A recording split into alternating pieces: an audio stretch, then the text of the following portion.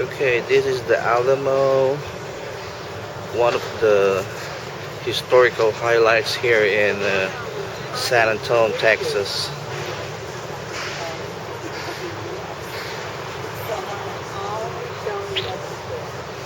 This is where the businesses around the San Antonio Alamo.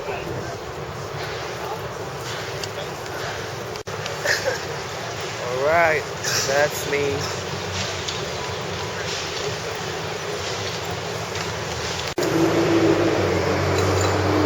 Okay, this is take two.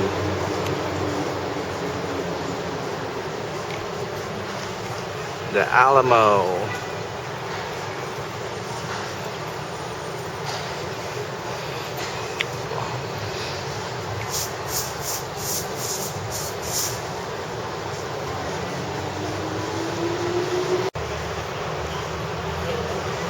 This is a part of the Alamo. It's a nice historical place here in San Antonio, Texas. There's the government buildings. I don't know what you call that building, but there's like a flag of Texas. And that one here are the places and views around the Alamo.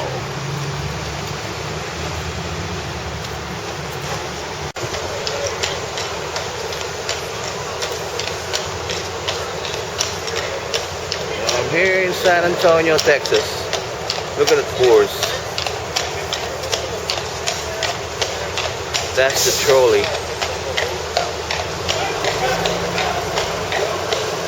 I'm going to Riverwalk right now, and I just went to Alamo. This is the Alamo Plaza.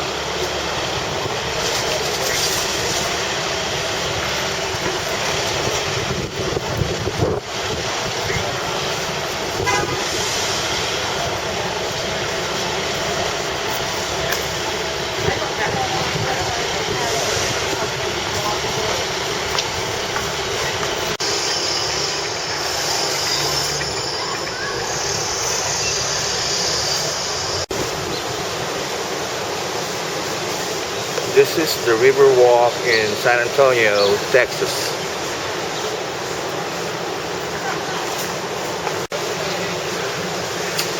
Nice boat. The river boat. The river walk.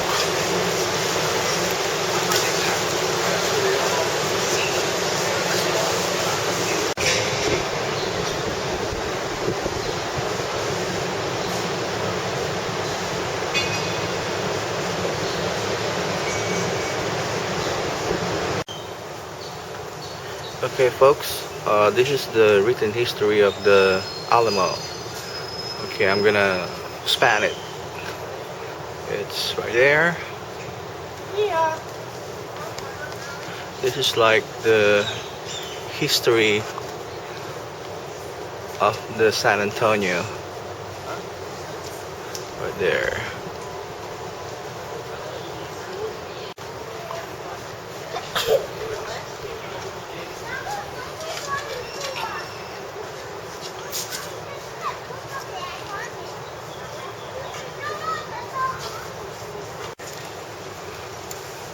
Ito lang parang ano,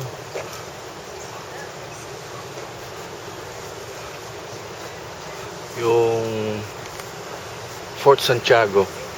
Parang Fort Santiago ang katapat sa atin. Pero mas maganda pa rin yung sa atin. Andun si Jose Rizal eh.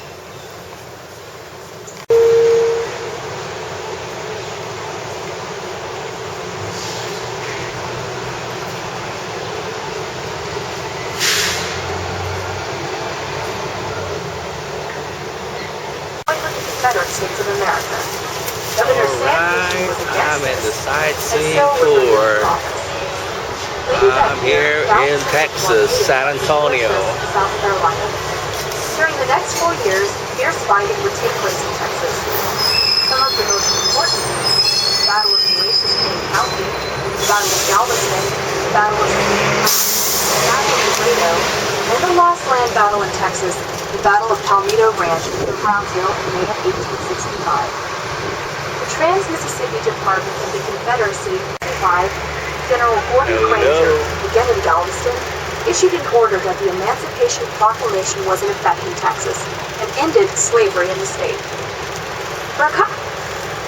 William Travis, who ended up commanding the defense of the Alamo, H just earlier won the Battle of the Alamo, did not respond quickly to the Texan charge at the confrontation of San Jacinto was that he was being entertained in his tent during siesta time by Emily D. West, a 20-year-old mixed-race girl who had come to Texas from New York the previous year as an indentured servant to Colonel James Morgan. On the afternoon of the 21st of April, the 36th President of the United States, Lyndon Baines Johnson, was married here in central San Antonio. He and Lady Bird Johnson were married at St. Mark's Episcopal Church on East Pecan Street, a short walk from the Alamo, in November of 1934.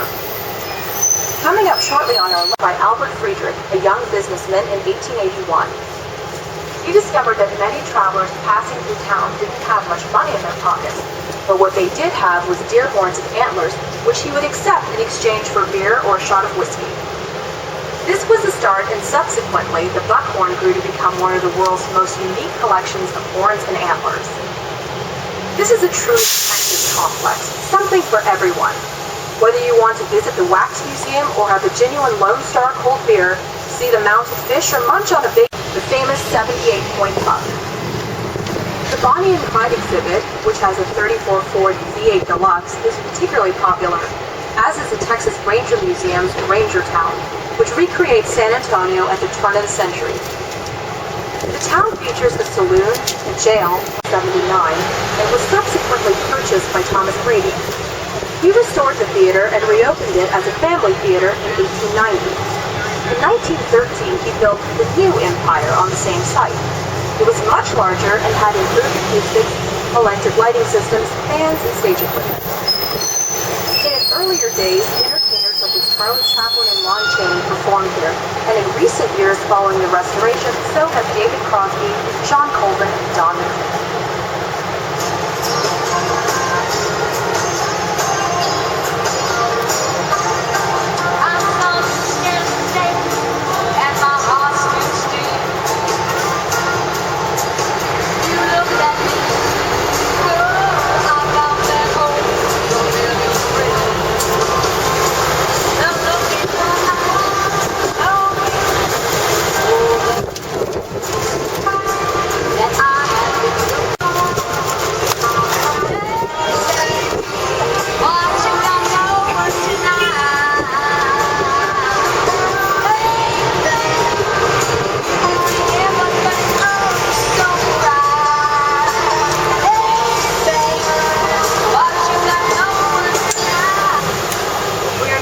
The impressive San Fernando Cathedral to our left.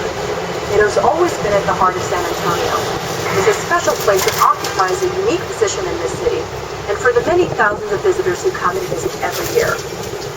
In 2007, an exhibit to commemorate the 20th anniversary of Pope John Paul II's historic visit to the Alamo City was unveiled in the Cathedral Museum. During his time here, the Papal Mass in Westover Hills attracted 350,000 worshipers, which is thought to be the Spanish Governor's Palace, a Adobe-style building on our left, was completed in 1749 and was the seat of government in the colonial period, though it never hosted an actual governor.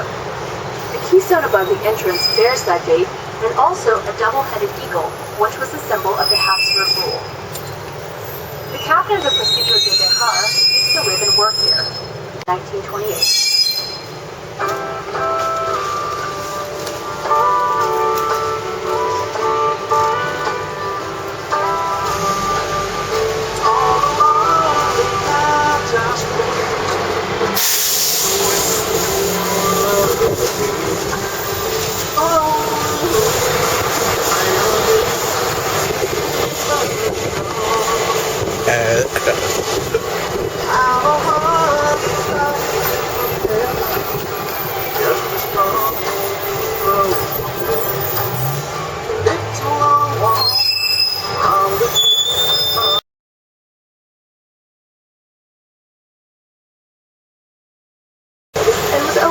2007. It is America's largest museum celebrating Latino culture.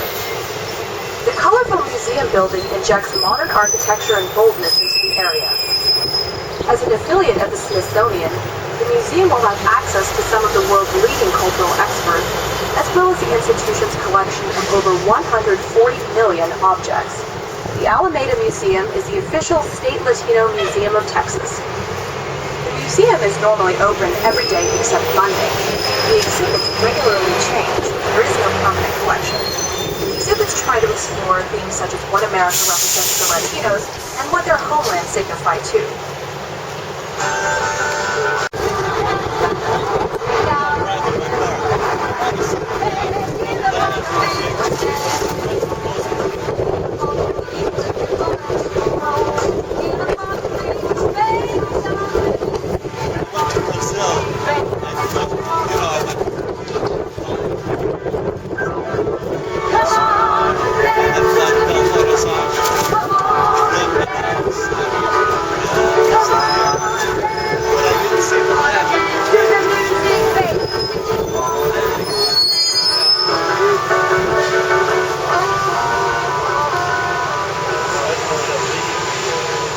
Yeah, this is San Antonio, Texas. Downtown San If you Antonio. have just joined us, then welcome to the City Sightseeing Hop On, Hop Off Open Top City Bus Tour. Thank you for joining us today. We're going to spend the next hour or so showing you all the city's famous sights, but you can also hop on and off whenever you like all day long. Check the timetable with our driver. Please keep your tickets safe and ready to be Jeff Bridges and Nadine all use the city to film. As of more recent, there are many more, of course, that have either been shot in or featured in the city, including 2004's The Alamo, starring Billy Bob Thornton and Dennis Quaid. Director John Ford's brother, Frank, starred in the first film about the Alamo in 1911, The Immortal Alamo. It was shot in San Antonio after Gaston Mellies shifted his production center here. The film also made use of the San Jose Mission ruins as part of the Alamo. But of course, the film that is probably most associated with the city is John Wayne's 1960 film, The Alamo. Wayne himself directed the film, produced the film, and starred in the film as Colonel Baby Crockett. His co-stars were Richard Whitt.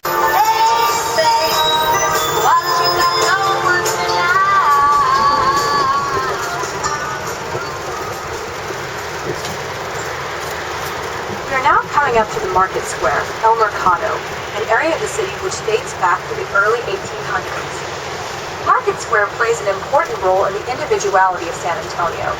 It is a favorite place for tourists and locals alike. Market Square reflects the vibrancy there always has been in San Antonio. This most colorful area is located between De La Rosa, Santa Rosa, and Commerce Streets. A great choice of shops and restaurants line the pedestrian plazas in the 3-square block area. In addition to shops and restaurants along the main pedestrian walkways, Gunther House and Steve's Homestead Museum are open to the public, as is the San Antonio Conservation Society near King William Park. There are also a number of excellent bed and breakfast establishments.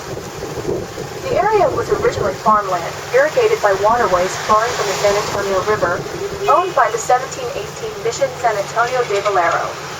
From 1794, the missions were fully secularized, and the land belonging to Mission Concepcion was bought, sold, and divided into tracts by land speculators beginning in the 1840s. Carl Gunther, a German immigrant, was one of the first to settle.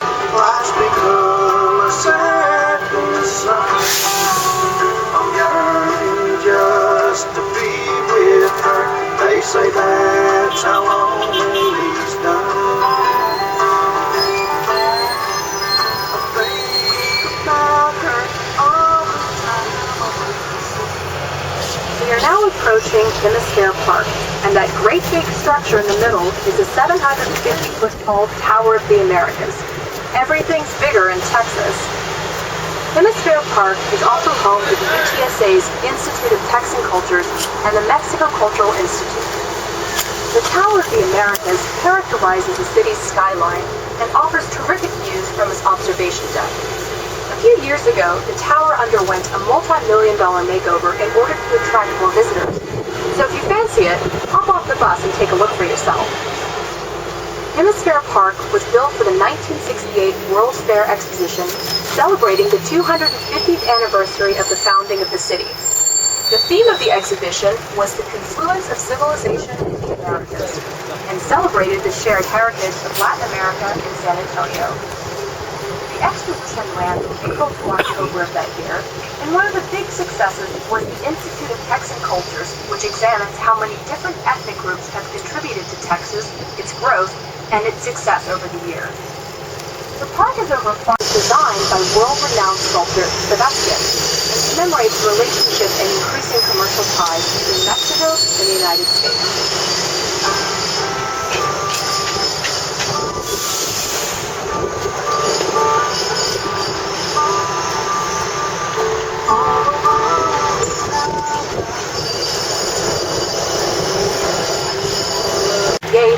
Succeeded Paul.J. Kilday as a congressman in the House of Representatives after winning the 1961 election.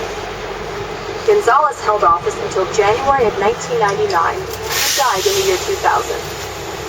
The building is over 1 million square feet in size and was built together with Hemisphere Park for the 1968 World's Fair International Exposition. There are 3 ballrooms, 4 exhibition halls, more than 60 meeting rooms, and the 2,500-seat Lilo Cockrell Theater. San Antonio is one of the country's top convention locations.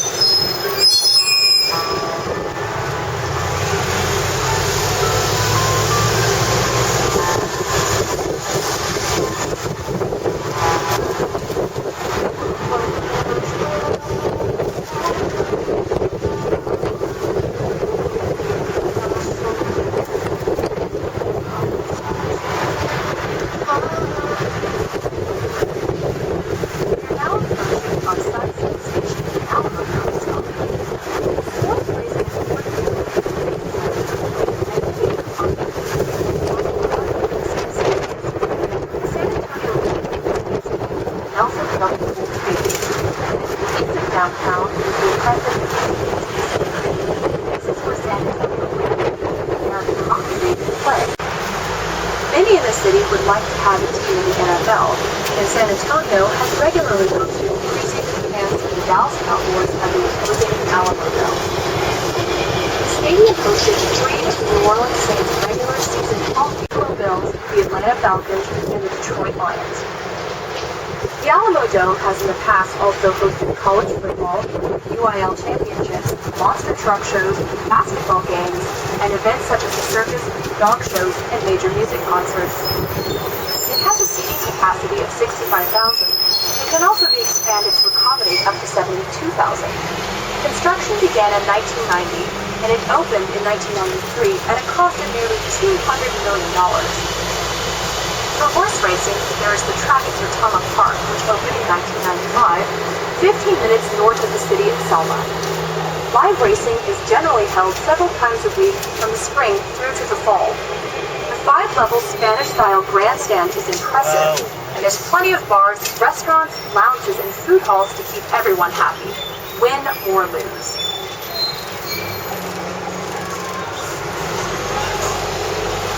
Lucille Fay